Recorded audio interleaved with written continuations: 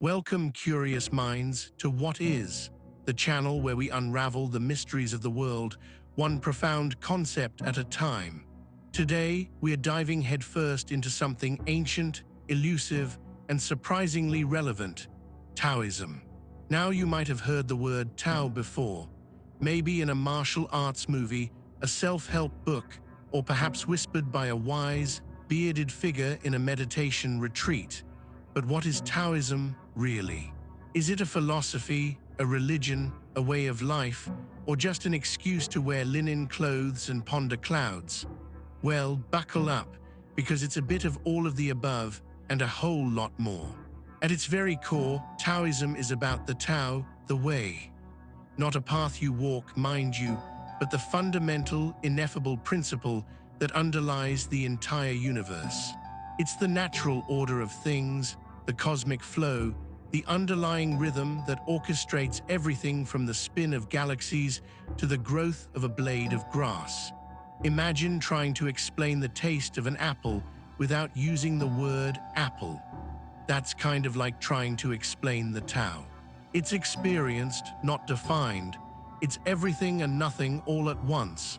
And if that sounds confusing, congratulations, you're already getting it. Our journey into the Tao begins over 2,500 years ago in ancient China, a period of immense intellectual ferment known as the Spring and Autumn and Warring States periods. Think of it as China's philosophical equivalent of a rock concert, with different schools of thought all vying for attention. While Confucius was busy teaching people how to be polite and orderly, another figure, shrouded in delightful mystery, was cooking up something entirely different. Legend has it, this figure was named Laozi, which roughly translates to Old Master.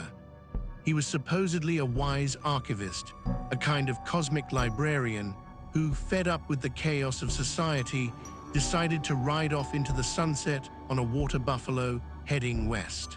But before he could fully make his exit, a border guard, recognizing his wisdom, implored him to write down his teachings. What emerged from this impromptu literary session was the Daodejing, a slim, poetic, and utterly profound collection of verses. It's like the ultimate philosophical mic drop, written just before riding off on an animal that probably didn't appreciate the historical significance. The Daodejing introduced concepts like wu-wei, or non-action, not doing nothing, but acting in harmony with the natural flow without forcing things. It's about effortless action, like a river flowing around a rock, rather than trying to blast through it. It also champions simplicity, humility, and returning to a natural state of being. Laozi was essentially telling everyone to chill out, embrace paradox, and stop trying so hard. A refreshing message, perhaps, for any era. Then came Zhuangzi, another foundational Taoist thinker who lived a few centuries after Laozi. Zhuangzi was the jester and poet of Taoism, brimming with witty parables, fantastical stories, and an even greater emphasis on individual freedom and detachment.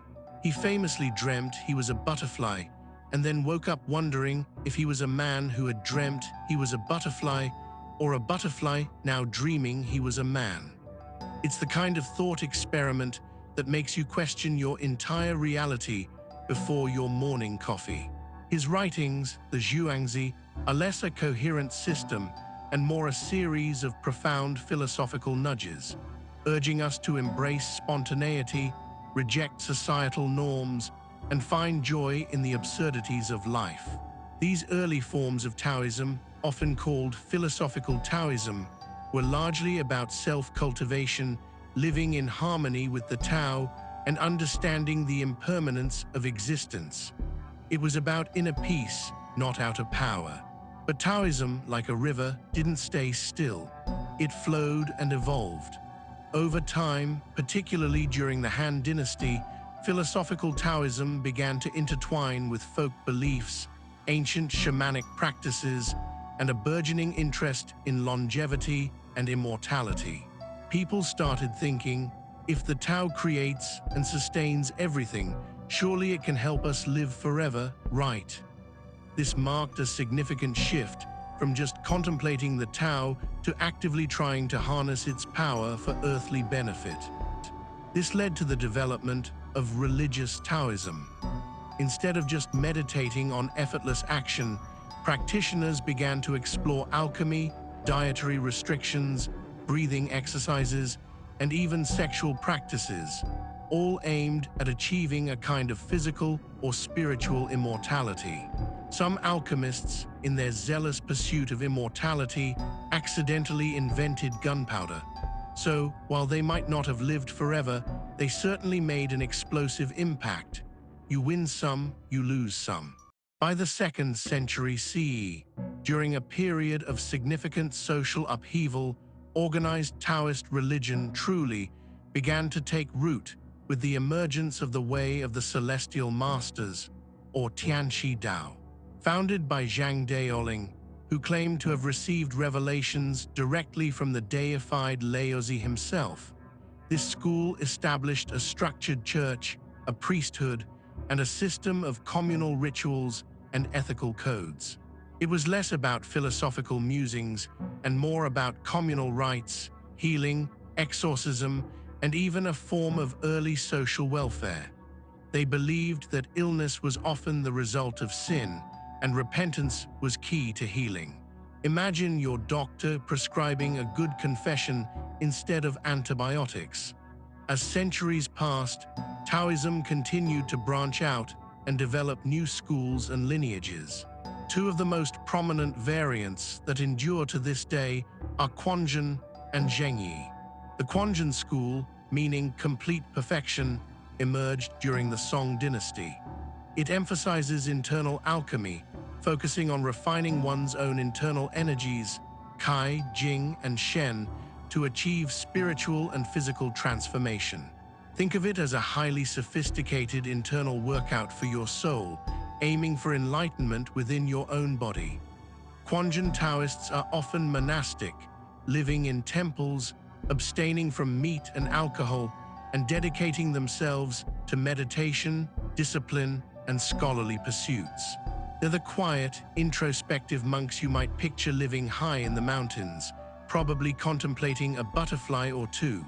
On the other side, we have the Zhengyi school, or Orthodox unity.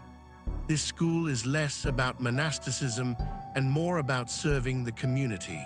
Zhengyi priests are often householders, meaning they marry, have families, and live among the general populace.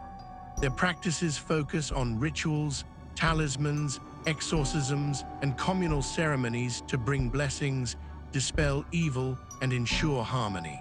They are the active spiritual guides, performing rites for births, deaths, weddings, and festivals. If Quanzhen is about the solo journey to inner perfection, Zhengyi is about maintaining cosmic harmony for everyone else. It's the difference between a monk in a cave and a spiritual community leader officiating a blessing, both equally profound, just operating on different frequencies. Taoism, throughout its history, has also existed in a fascinating dance with China's other major philosophical and religious traditions, Confucianism and Buddhism. Where Confucianism provided the social and political structure, emphasizing duty, family, and hierarchy, Taoism offered a counterbalance, a path of individual freedom, naturalness, and a healthy dose of anti-establishment sentiment. And when Buddhism arrived from India, Taoism both competed and coexisted with it, even borrowing concepts and practices from each other, creating a rich tapestry of spiritual life in China. It's like a spiritual potluck, where everyone brings their best dishes and occasionally swaps recipes. So, where does Taoism fit in our hypermodern, digital world? Surprisingly, it's everywhere, even if you don't always spot the discreet, made in Tao label. In traditional Chinese medicine, the entire understanding of the body as an interconnected system, the balance of yin and yang, and the flow of Kai are deeply rooted in Taoist principles. That acupuncture session you had, or the herbal tea your grandmother swears by, Thank the Taoists. Feng Shui, the ancient art of arranging spaces to optimize energy flow, is another direct descendant of Taoist cosmology. It's about living in harmony with your environment, ensuring your desk isn't facing a sharp corner, or that your bedroom isn't directly above a noisy plumbing pipe. It's the ultimate interior design principle, but with spiritual consequences. And then there's Tai Chi and Qigong, the slow, graceful movements practiced in parks all over the world. These aren't just exercises, they're moving meditations designed to cultivate Kai, promote health, and foster a connection with the Tao.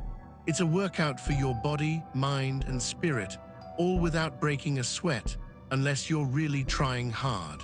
Beyond these tangible practices, Taoism offers a powerful antidote to the stresses of modern life.